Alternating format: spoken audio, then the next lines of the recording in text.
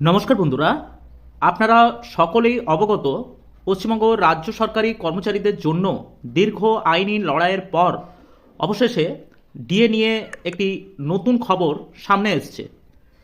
Supreme court জানিয়ে দিয়েছে মহার্ঘ ভাতা বা ডিএনএস অ্যালাউন্স রাজ্য সরকারের কোনো দায় বা অনুদান নয়, বরং এটি একটি কর্মচারীদের অর্জিত আইনি অধিকার।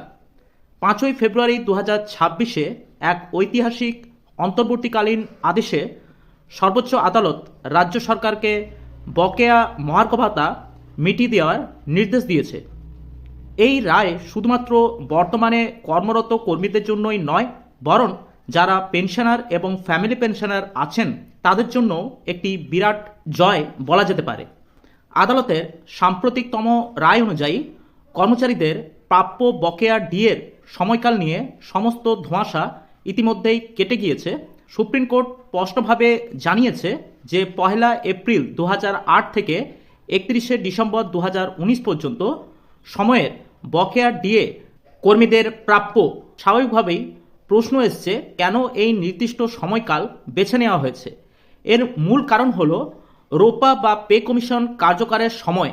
রোপা 2009 কার্যকর হয়েছিল 2008 সালের 1 এপ্রিল থেকে এবং পরবর্তী রোপা 2019 সালের 2020 সালের 1 জানুয়ারি থেকে তা চালু করা হয়।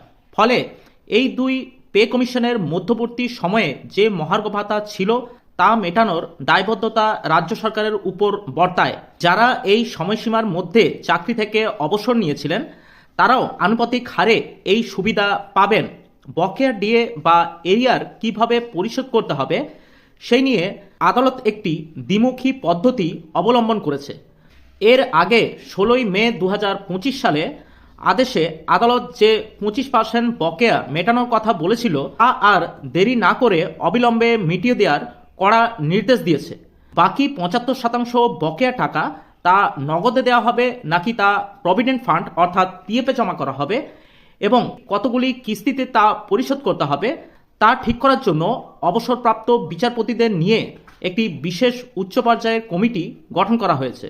টাকা পাওয়ার ক্ষেত্রে সময়সীমা অত্যন্ত গুরুত্বপূর্ণ।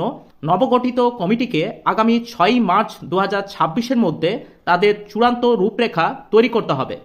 আদালতের নির্দেশ অনুযায়ী 75% বকেয়া প্রথম কিস্তির 31শে মার্চ 2026-এর মধ্যেই কর্মীদের বুঝিয়ে দিতে হবে।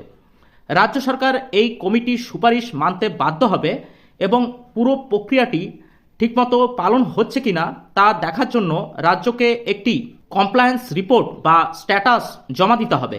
এই বিষয়ে পরবর্তী শুনানির দিন ধার্য করা হয়েছে 15ই এপ্রিল 2026। দীর্ঘ প্রতীক্ষার পর এই রায় সরকারি কর্মচারী মহলে একটি আশার আলো জাগিয়েছে।